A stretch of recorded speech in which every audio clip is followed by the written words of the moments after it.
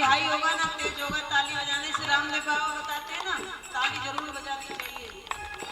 और दूसरी बात ये है, ताली बजाने से हस्तरेखाएं बदल जाती हैं, कहीं अटक रही होगी तो एकदम साफ रास्ता हो जाएगा। और तीसरी बात ये है कि तुम जब ताली बजाओगे ऐसी मोहनी आप में चलेंगी तो पड़ोसी सो रहे होंगे तो वो जग जाएगा, इसलिए ताली बजानी है।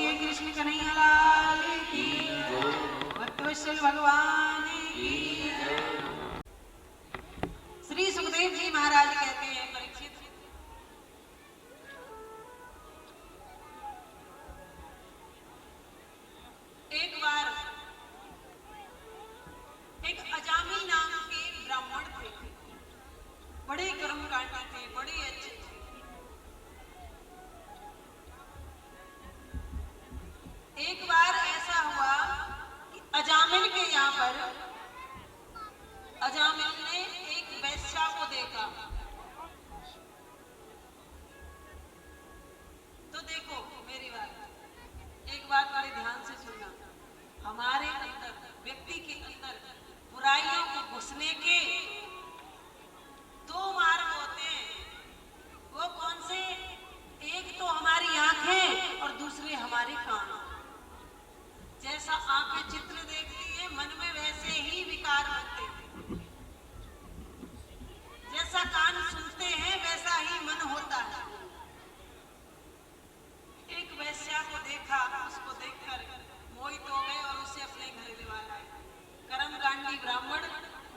राक्षस बन गए।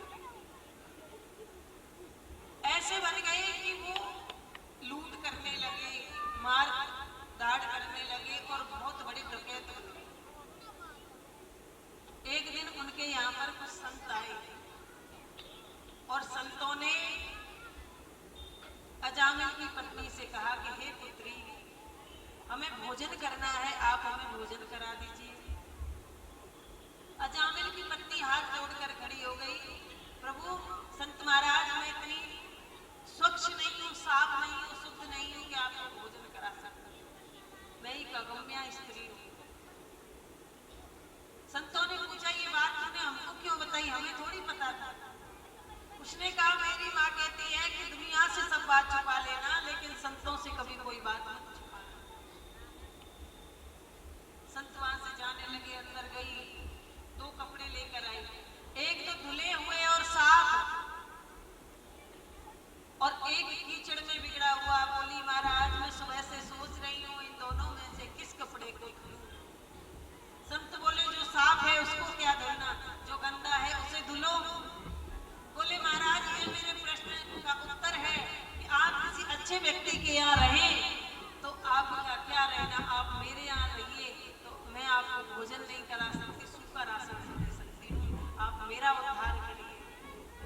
संत उसके दरवाजे पर रुक गए, सामने पीपल का वृक्ष था, उसके नीचे सूखा राशन दे दिया, भोजन बनाया, भोजन पाया। संत सोचने लगे कि अगर हमने इसका उद्धार नहीं किया तो हमारा संत होना ही बेकार है। संत का हृदय मक्खन के समान कोमल होता है। मक्खन होता है ना, कितना कोमल होता है, ऐसे ही संत का हृदय होता है, मक्खन के समान कोमल।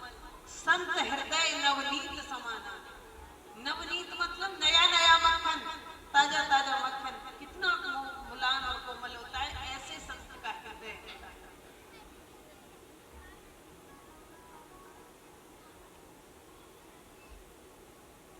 संत सोच रहे थे कि अजामिल आ गया। अजामिल बोला, तुम्हें यहाँ किसने रोका है, भाग जाओ यहाँ से, नहीं तो अभी तुम्हारे ये कमंडल फमंडल और तुम्हारे लोटा फोटा छुड़ा लेंगे। पत्नी अंदर से आई, बोली, क्या परेशानी है आपको, हमने रोका है। बोले, देवी जी आपने रोका है तो और 10 दिन रोक लो। सुबह हुआ, संतों ने कहा कि हमने तुम्हारे यहाँ भोजन किया है तो हमारी दक्षिणा आपके ऊपर बनती है, क्योंकि भोजन जब तक पूरा नहीं होता, जब तक आप किसी को भोजन करा के उसे दक्षिणा नहीं देते, क्योंकि उसके दांत से हमारा अन्न लगा है, ब्राह्मण के दांत से, संत के दांत से हमारा अन्न लगा है, तो हमें उसको दक्षिणा देनी चाहिए। अजामिल बोला, भूतों से पूत मांगते हो, वो तो पत्नी की हमारी की आज्ञा थी, नहीं तो तुम्हारे लोटा वोटा छुड़ा के रात को ही भगा देते। पत्नी बोली कि दे दो ना, कुछ मांग रहे हैं तो संत क्या जाता है अपना। तो बोले, ठीक है महाराज, मांग लो, क्या मांगना चाहते हो।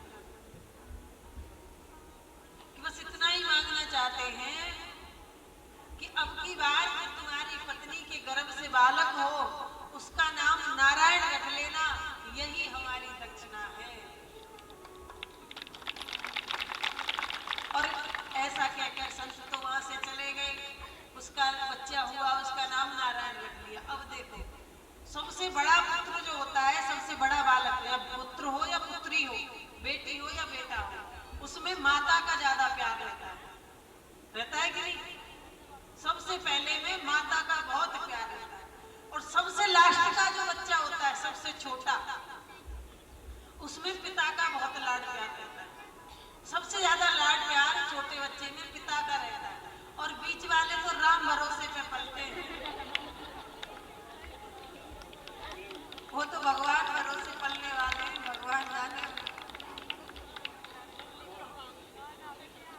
तो सबसे छोटा था नारायण, और उसके ऊपर पिता का इतना स्नेह था, हर समय कहते थे, नारायण वहां चलो, नारायण वहां चलो, नारायण इधर चलो, नारायण उधर चलो। अंत समय आया तो नारायण मुझे बचाओ बेटा। नारायण जब पीड़ा पड़ती है ना तो अपने प्रिय के पास मन जाता है, और नारायण में मन फंसा हुआ था। बेटा नारायण मुझे बचाओ, बेटा नारायण मुझे बचाओ, बेटा नारायण मुझे बचाओ, बेटा भूल गया फिर तो नारायण बचाओ, नारायण बचाओ, नारायण बचाओ। इतना तन्मयता से नाम लेने लगा कि भगवान का सिंहासन हिल गए। भगवान के पार्षद लेने के लिए आए और अंत समय नाम लेने का ये असर हुआ कि अजामिल को मोक्ष प्राप्त हुआ। श्री सुखदेव जी महाराज कहते हैं, परीक्षित मैंने कल शाम आपको एक कथा श्रवण कराई थी। वो तो सुखदेव जी महाराज कह रहे हैं परीक्षित से, आपको तो आज ही कराई थी, भूल मत जाना। कौन सी कथा? दिति महारानी के दो पुत्र हुए थे ना, हिरण्याक्ष और हिरण्यकश्यप। हिरण्यकश्यप जो था, हिरण्याक्ष के लिए भगवान ने 12 अवतार लिया, उसका उद्धार किया, पृथ्वी को जब निकाल के लाए। हिरण्यकश्यप जो था, हिरण्यकश्यप बड़ा हुआ, कश्यप भगवान की ये संतान है, बड़ा हुआ, उसका विवाह हुआ। उसका विवाह कयाधु के साथ में हुआ। अब पहले तो भाई को मार दिया था भगवान ने, तो देवताओं से बड़ा नफरत करता था। फिर कयाधु के गर्भ से 4 बेटे जन्म लेके आए, चारों को इंद्र ने मार दिया, तो बड़ा चिंता में पड़ गया। और राक्षस तो था ही, तामसी बुद्धि थी, क्रोधी बुद्धि थी, तो राक्षसों के अंदर क्रोध बहुत होता है। और जो कोई क्रोध करे ना, सोच लेना इससे बच के रहो भैया, ये तो पूरा ही वही है, बिना सिंह वाला। पहले तो आता था समझ में कि ये राक्षस है, क्यों? क्योंकि राक्षसों के सींग होते थे, अब सींग तो है नहीं। अब पहचान कैसे होगी? जो हरी कथा हो रही हो, वहाँ टांग अड़ाए, बिगने डाले, वो राक्षस है। समझ लेना ये राक्षस है, इससे बच के चलना। जो अतिका क्रोधी हो, समझ लेना ये राक्षस है, अतिका क्रोधी। तो तामसी तो था, रजोगुणी, तो तामस में आके कहने लगा, गुस्सा में आके कहने लगा अपनी पत्नी कयाधु से कि तुम यहाँ रहो, मैं जाता हूँ तपस्या करने। और उसने ब्रह्मा की जाकर अनेक तपस्या की। कयाधु के गर्भ में बालक था, उसे नारद जी ले गए। नारद जी ले गए और नारद जी ने कहा, तू मेरी पुत्री है, मेरी बेटी है, मेरे आश्रम पर रहे और तेरी सुरक्षा मेरा धर्म है। नारद जी ने उस बालक की गर्भ में सुरक्षा की और हर समय नारायण नारायण नारायण नाम सुनते सुनते वो बालक गर्भ में ही भगवान का परम भक्त हो गया। उसका जन्म हुआ, नारद जी ने उसका नाम प्रहलाद दिया। जब माँ के गर्भ में बालक होता है ना, आजकल की माताएं क्या करती हैं, जब बच्चा गर्भ में होता है तो क्रोध करती हैं, घर में चालाकी करती हैं और घर में काम चोरी करती हैं, तो सब गुण एकदम टू कॉपी गुण बच्चों के ऊपर आ जाते हैं। गर्भ में बालक होता है, उस पर वैसे ही छाप लग के आती है जैसी माता करती है। गर्भ में बालक हो तो ज्यादा से ज्यादा हमें भगवान का, गीता का पाठ करना चाहिए, ठाकुर जी का चिंतन करना चाहिए, ज्यादा से ज्यादा भक्ति में हमें लीन रहना चाहिए कि बच्चे का मन शांत, एकदम शांत प्रवृत्ति का बच्चा होना चाहिए। अगर चाहते हो कि तुम्हारे घर राम आए तो पहले आपको कौशल्या और दशरथ बनना पड़ेगा। तुम्हारे आचरण तो हैं रावण के जैसे, और चाहते हो कि पुत्र राम जैसा हो जाए, तो पुत्र राम जैसा नहीं हो सकता। अगर तुम ये चाहते हो कि तुम्हारे यहाँ कृष्ण कन्हैया आए, बांसुरी वाले आए, तो उसके लिए तुम्हें पहले यशोदा मैया बनना पड़ेगा। जन्म भी दूसरे के पास हुआ, लेकिन चलकर कहाँ आए? यशोदा मैया के अंदर जितना करुणा, जितना भाव है, हर अपने पड़ोसी को, हर अपने प्रजाजन को अपने कन्हैया की तरह देखती है। तो आपको देवकी वसुदेव बनना पड़ेगा, आपको नंद और यशोदा बनना पड़ेगा। आपके आचरण तो है कैसे? सूर्पनखा के जैसे, रावण के जैसे, और चाह रहे हो कि कन्हैया पुत्र बन के आ जाए, तो नहीं आ सकता।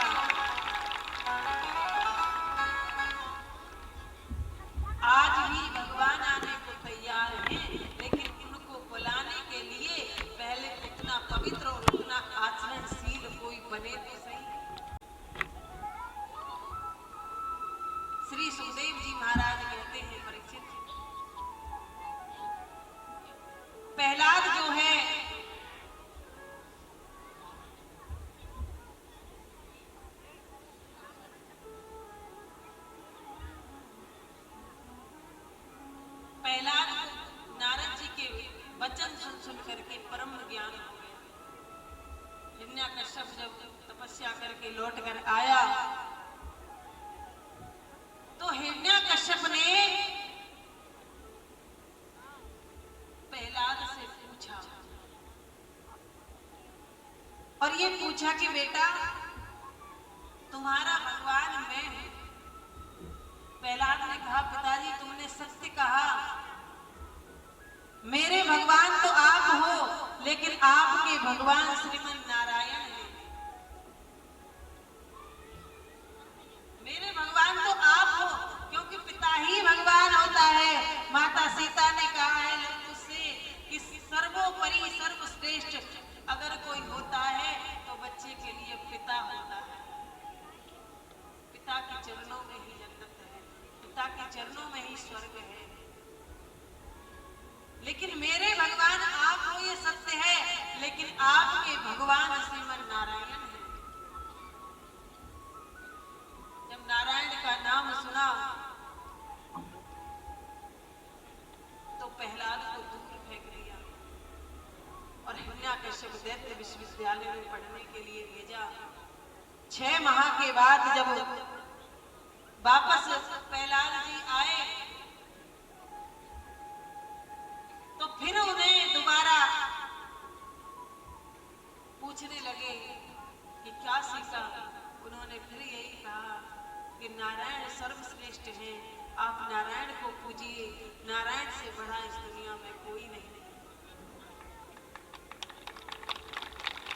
आज तो इतना गुस्सा आया हिरण्यकश्यप को कि पर्वतों से फिरवाया प्रहलाद को, लेकिन हरि पर दृढ़ विश्वास था। नीचे फूल बिछे पाते थे और ठंडे खम्भ गरम करवाए उनसे लगवाया, लेकिन वो भी ठंडे हुए पाते थे। प्रहलाद को दृढ़ विश्वास हो गया कि भगवान मेरी लाज नहीं जाने दे सकते। हिरण्यकश्यप दैत्य विश्वविद्यालय में पढ़ने के लिए जब गए तो हिरण्यकश्यप दैत्य विश्वविद्यालय में आज प्रहलाद ने कहा अपने जो राक्षस दैत्य वहां पर और पढ़ते थे दैत्यों के बच्चे, सबसे कहा कि चलो आज एक नया खेल खेलते हैं। बोले क्या भैया? बोले श्रीमन नारायण का कीर्तन करते हैं। बोले तेरे पिताश्री को पता चल गया तो हमें मार डालेगा। चिंता मत करो, ईश्वर सबकी रक्षा करता है, उस पर भरोसा करो। और सबको लेकर के कीर्तन करने लगे। आपको हमको भी कीर्तन करना है।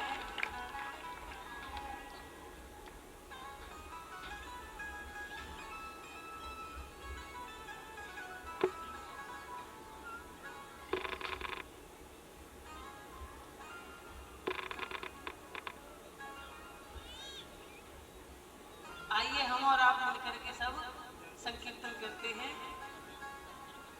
श्रीमन नारायण नारायण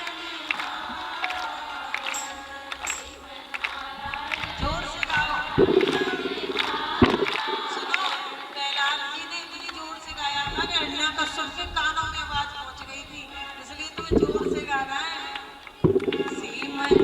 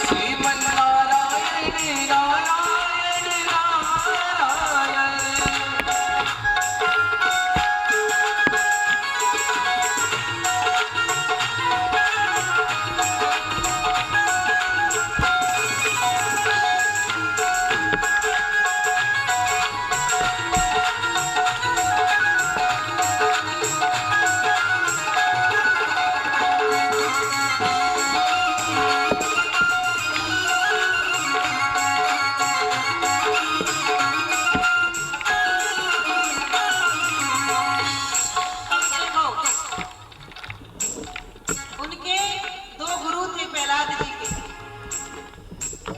उनका नाम था संडा मर्ग। एक को दिखाई नहीं देता और एक को सुनाई नहीं देता। अब जिसको सुनाई नहीं देता वो कह रहे हैं उनको दिखाई देता है। बोले भैया सब नाच रहे हैं, कोई कुछ नहीं बोल रहा है। अब जिसको दिखाई नहीं दे रहा, सुनाई दे रहा है, वो कह रहे हैं भैया ये नारायण का नाम गा रहे हैं, इनको रोको नहीं, हिरण्यकश्यप हमें मार दे। एक दूसरे को पकड़ के प्रहलाद जी के पास गए और प्रहलाद जी को जाकर जैसे ही छुआ, भूल गए अब राक्षस हैं और ऐसा भक्ति का रंग चढ़ा और स्वयं भी गाने लग गए किसी मन नारायण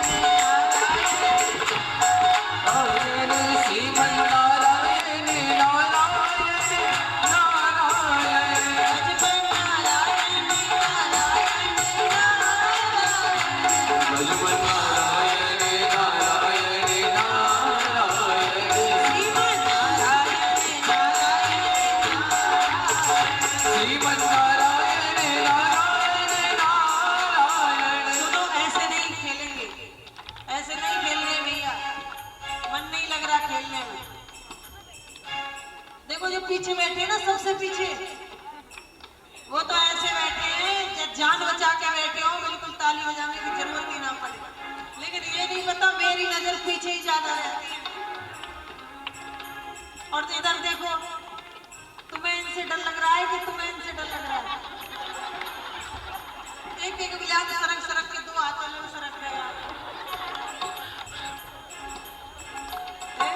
जिंदगी ऐसे ही कट गई, सरक सरक गई।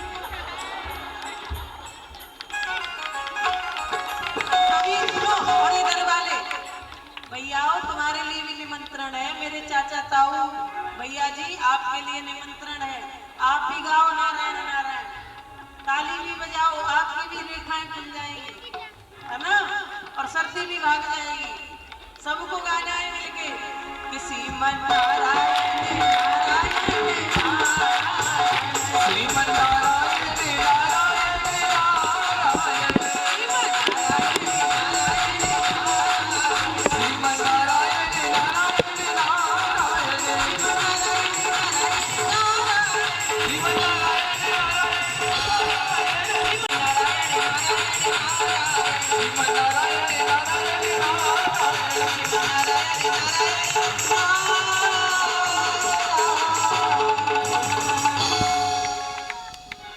बोलिए श्रीमन नारायण भगवान की जय हो। हिरण्यकश्यप के कानों में आवाज पहुंच गई। अब राक्षस का जैसे ही नारायण नाम सुना दौड़ा दौड़ा आया और अपनी मुष्टिका का मुट्ठी का प्रहार पृथ्वी पर किया। अगर प्रहलाद को छू लेता तो गारंटी है अगर वो भी नारायण नारायण ना गाने लग जाता। इतना भक्ति का रंग होता है, भक्त के रंग में रंगने में देर नहीं लगती। अभी आप ताली बजा रहे थे तो हमें तो ऐसा लग रहा था कि वृंदावन चल के आपके गांव में आए हैं। संगरोली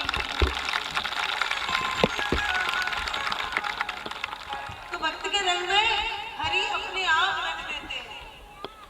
पृथ्वी पर प्रहार किया, पृथ्वी पर मुट्ठी मारी, मुट्ठी पृथ्वी पर जोर से दे मारी तो उससे कीर्तन रुक गया। पहला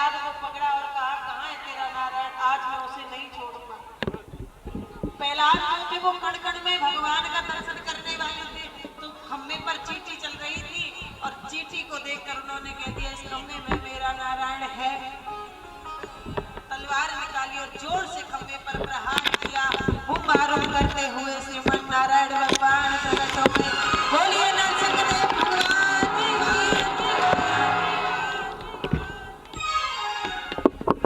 नरसिंहदेव भगवान खम्भे में से प्रकट हुए और कैसे इतना शरीर नीचे नीचे का मनुष्य के जैसा और ऊपर का मुख जो है पशु के जैसा,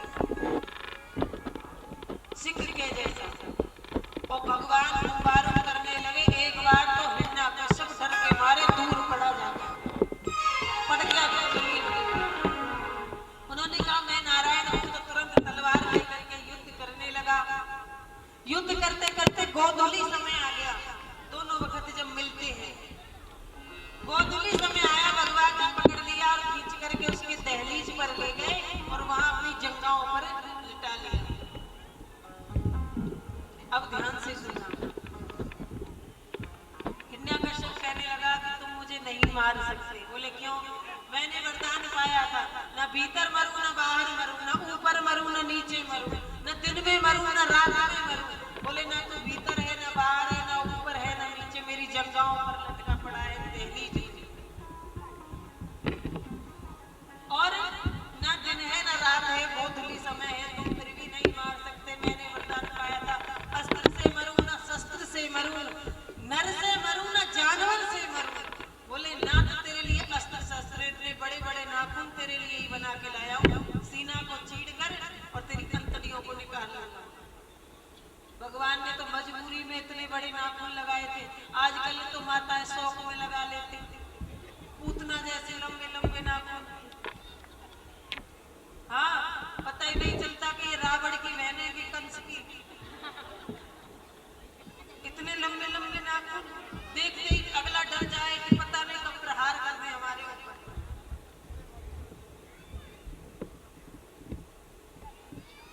और इतने लंबे लंबे नाखून भगवान लेकर आए हिरण्यकश्यप को मारने के लिए। बोले फिर भी नहीं मार सकते। बोले अब क्या हुआ? मैंने वरदान पाया था कि 12 महीने में किसी चीज में ना मरूं। बोले तू चिंता मत कर, तेरे लिए अधिक मास बना के लाए। इसलिए अधिक मास जो आता है ना, परसोत्तम मास, उसे भगवान पुरुषोत्तम ने अपने अपने हाथों से आगे पीछे कर करके, ब्रह्मा के एक एक दिन में से आगे पीछे करके भगवान नारायण ने अपने हाथ से बनाया है अधिक मास। इसलिए उसमें धर्म पुण्य ज्यादा करने चाहिए। आप जानते हो कि नहीं अधिक मास पड़ता है? नहीं जानते? अधिक मास पड़ता है तो हमारे यहाँ तो ब्रज 84 कोस में इतनी परिक्रमा लगती है, इतनी यात्राएं निकलती है, और गिरिराज जी में गोवर्धन में तो पग रखने के लिए जगह नहीं मिलेगी, पैर नहीं रख सकते, इतनी भीड़ होती है। दिल्ली से लेके मुंबई और विदेशों के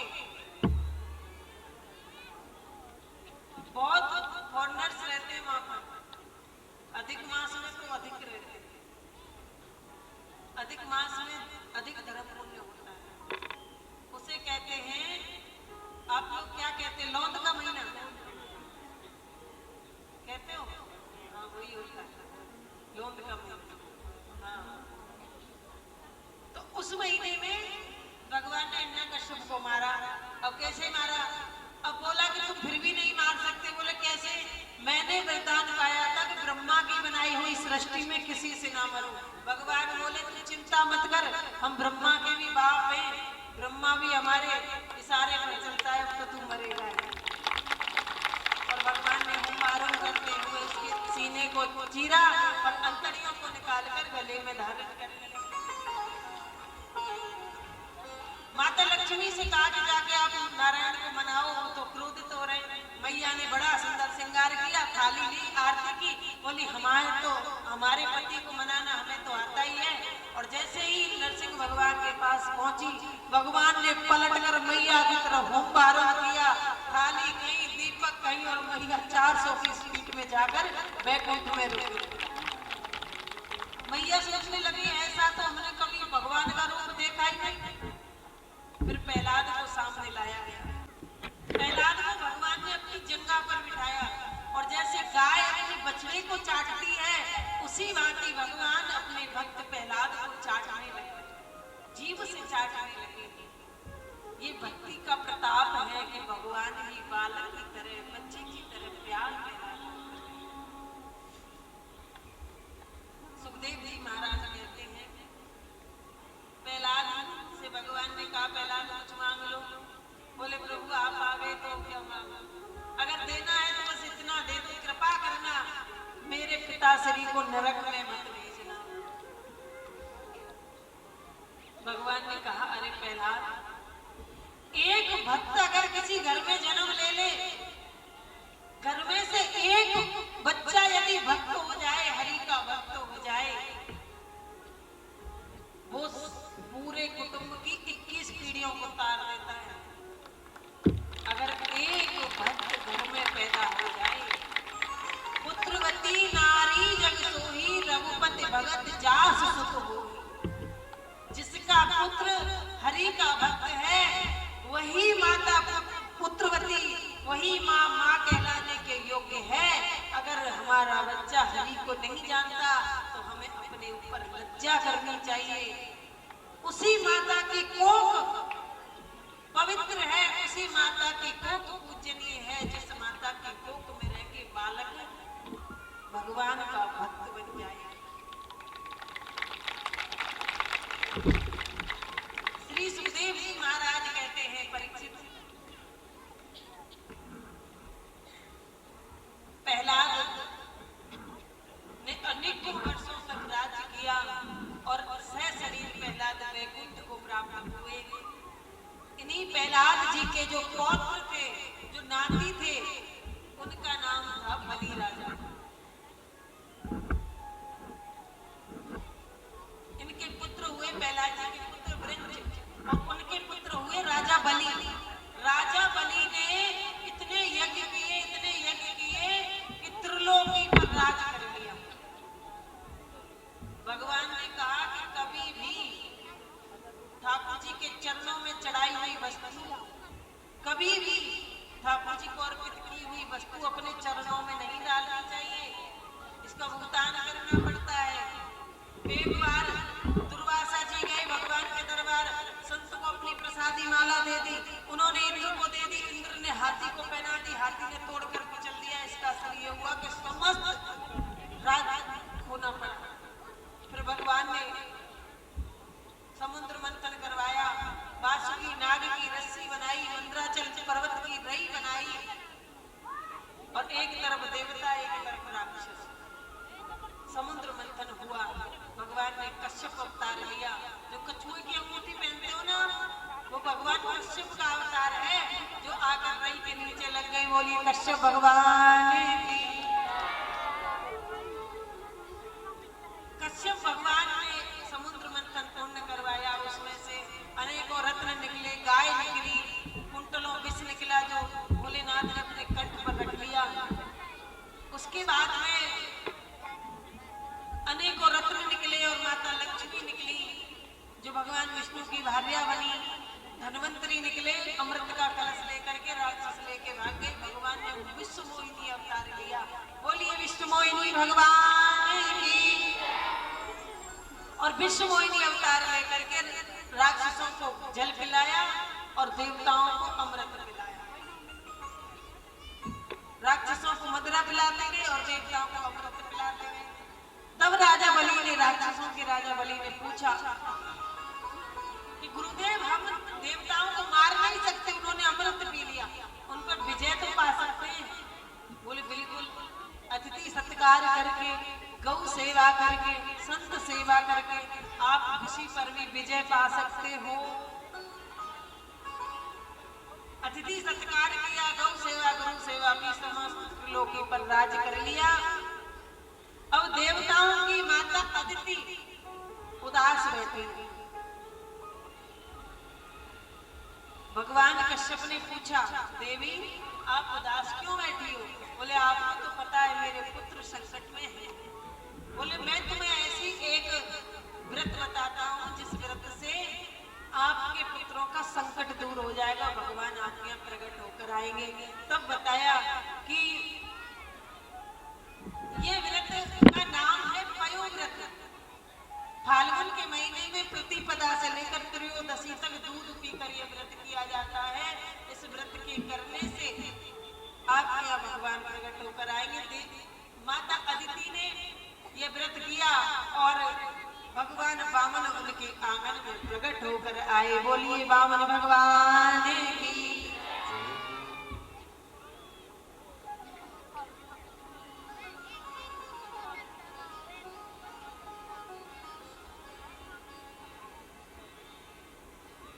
वामन भगवान जब प्रकट होकर आए तो मैया ने उनको कोपनी पहनाई। बृहस्पति जी ने अपना छाता दिया, कमंडल दिया और ब्रह्मा जी ने अपना आसन दिया, माला दी और माला जाप करते हुए मैया पार्वती ने 5 लड्डू लाके दे दिए। गुरु बृहस्पति जी को जाके दिए। गुरु ने कहा छोटी मोटी भिक्षा से हमारा काम नहीं चलता, तो आपको क्या चाहिए प्रभु? गुरुदेव बोले त्रिलोकी लेकर आओ। तो त्रिलोकी लेने के लिए भगवान बलि के यहाँ पर जाने लगे। आपको अभी वामन भगवान का दर्शन कराया जाएगा, लेकिन उससे पहले एक बात है।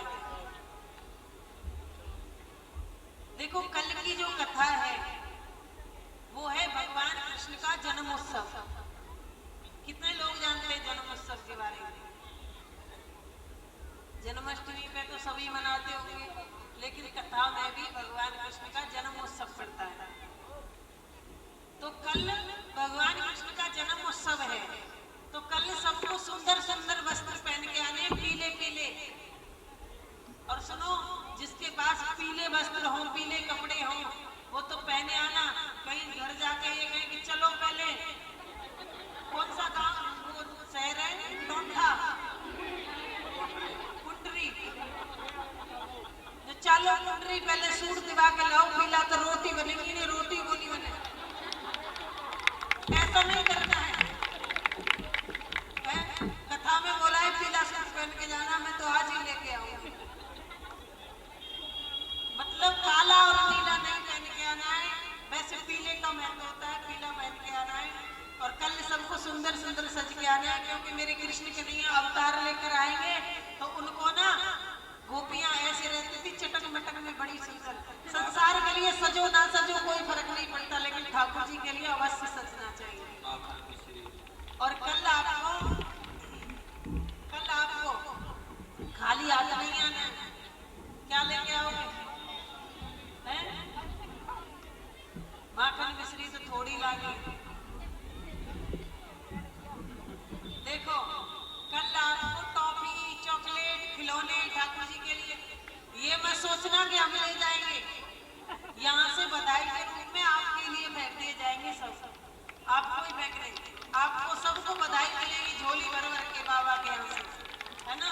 सबको लेके आने, खाली हाथ नहीं आना। और वैसे भी कहा गया है कि संत के पास जाओ, मंदिर में जाओ और भागवत में जाओ तो खाली हाथ नहीं जाते, कुछ ना कुछ प्रसाद भोग ठाकुर जी के लिए लेके जाते हैं। तो कल सबको लेके आने चॉकलेट और वो, है ना? और यहाँ लाके रखने। फिर जब भगवान का जन्म उत्सव होगा तो सबको बधाई बांटी जाएंगी। और ये जो पांडाल है ना, ये सुंदर सा सजाना है, बैलून लगा करके बहुत अच्छे तरीके से सजाना है ना? और कल सबको पीले पीले वस्त्र पहन के आने, समय से आना है 12 बजे और 5 बजे जाना है ना? और देखो कल जो यजमान पूजा करवाना चाहता है, आज ये बने हैं, अब देखो बेचारे ने पास बुला ले और एक हुआ था बेइज्जती करा रही और एक हुआ था। पूजा के लिए जो भी कृष्ण कन्हैया का पूजन करना चाहता है, वेदियों का पूजन करना चाहता है, भागवत जी का पूजन करना चाहता है, वो आज ही मन बना ले। क्योंकि कल सुबह पूजन जल्दी होता है ना, 8-9 बजे। आज मन बना के आए और बता जाए मंदिर पर, कल सुबह पूजन के लिए 8-9 बजे आ जाए। और कल कृष्ण जन्म में नंद बाबा बन के खूब उत्साह से आनंद लेना है। दिल्ली रात में। अच्छा, ऐसा तो नहीं है कि आप सोचते हो कि पूजा कराने में बहुत खर्चा लगता है? ज्यादा नहीं लगता। जिसको भी करानी है वो आकर के मंदिर में कुलदीप गिरी महाराज जी से या गुरुदेव से आके मिले और पूजन कराएं। तो आइए, बलि के यहाँ पर भगवान लौट के आने हैं उसी जगह पर। बोलिए वामन भगवान की। राजा बलि के यहाँ पर भगवान वामन आए। राजा बलि ने बड़ा सुंदर स्वागत किया, पूजन किया, आरती की और बड़ा सुंदर स्वागत किया। आइए हम और आप वामन भगवान का स्वागत करते हैं।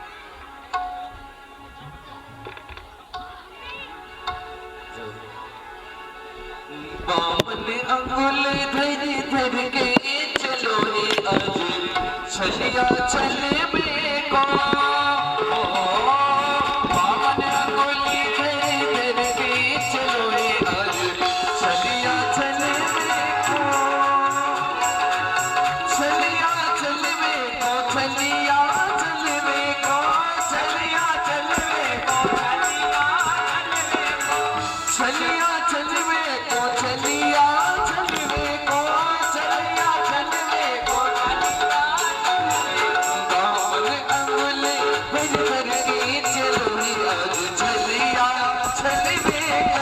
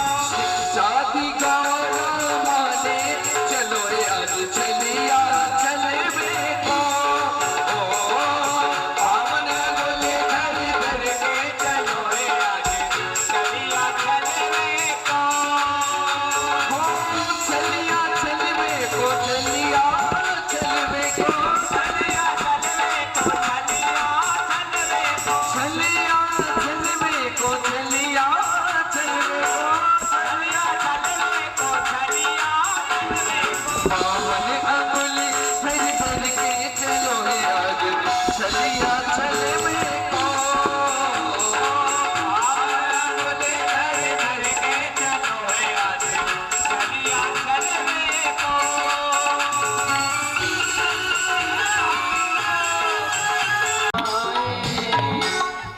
देखो यार, रुकना नहीं है किसी को भी, अपने अपने जगह पे पहुंचते जाओ। चलो चलते चलो सब। जिन भक्तों ने पूजन कर लिया है वो अपने स्थान पर बैठते जाएंगे।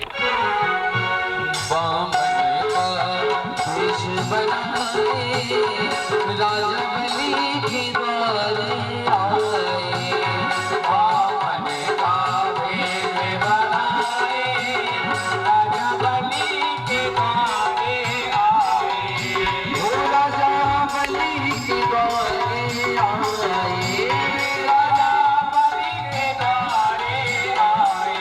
ओ राजा बलि के द्वारे आए, राजा बलि के द्वारे आए।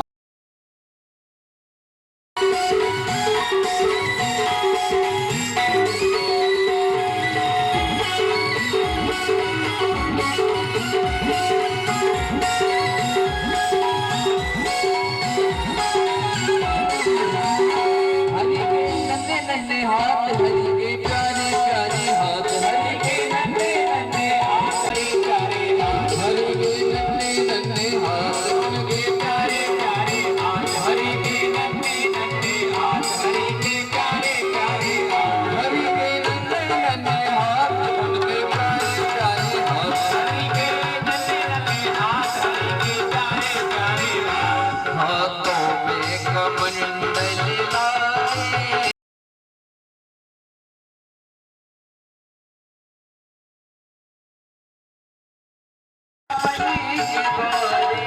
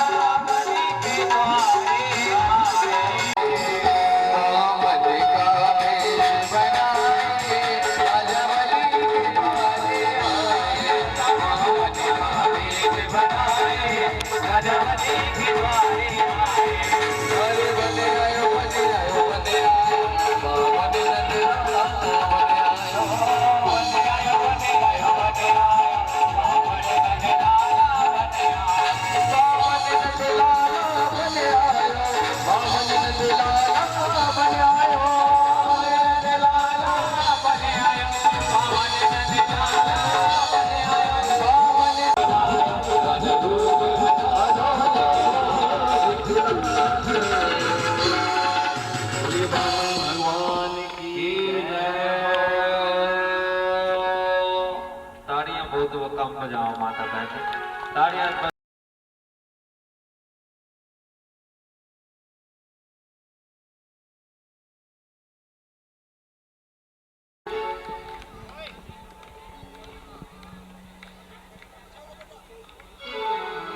तू मेरा यार है, मेरा दिलदार है, वो काली कमली वाला मेरा यार है, काली कमली वाला मेरा यार है।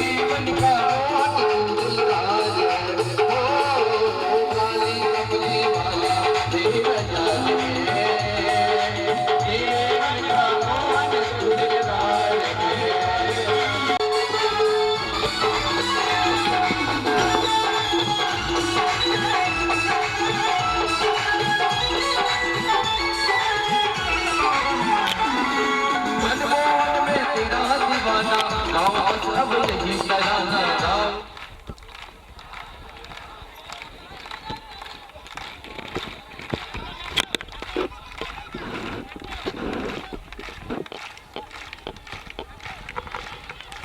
ताड़ी कम बाजा आपकी, ताड़ी ज्यादा, बहुत जोर से बजाओ ताड़ी यार। देखो आज में तेरा दीवाना, गाँव में सब यही कराना, गाँव में सब यही कराना, गाँव में सब यही कराना। शाम सलोने तुम्हें आज दीवाने, शाम सलोने तुम्हें आज दीवाने। मेरे मन का मोहन गुलजार है, काली कमली वाला मेरा यार है। मेरे मन का मोहन गुलजार है, मेरा यार है, मेरा दिलदार है, मेरा यार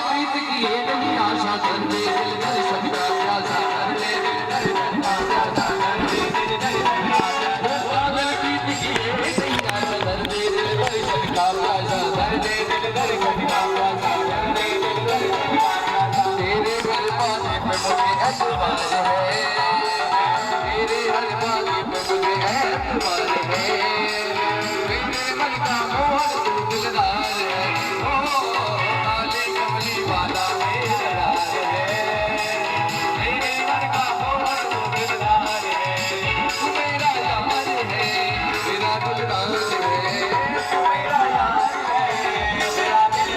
काली कमली वाला मेरा यार है, मेरे मन का मोहन गुलजार है। श्रीमद्भागवत महापुराण की जय जय श्री राधे, जय जय श्री राधे। एक बार अपने लिए जोरदार ताली बजाओ। मैं यही देखना चाहती थी तुम्हारी तालियों में आवाज, है ना? एक अरे भगवान के लिए बजाओ बजाओ बजाओ, नहीं बजाएंगे। एक ब्लैक मेरा याद है, मेरा सुहाग है, मेरा याद है, मेरा सुहाग है। कभी बजा दो मनमोहन में आरती करने आई हो, तुम्हें बंसी बजा दो मनमोहन में आरती करने आई हो, मैं आरती करने आई हो, मैं आरती करने आई हो।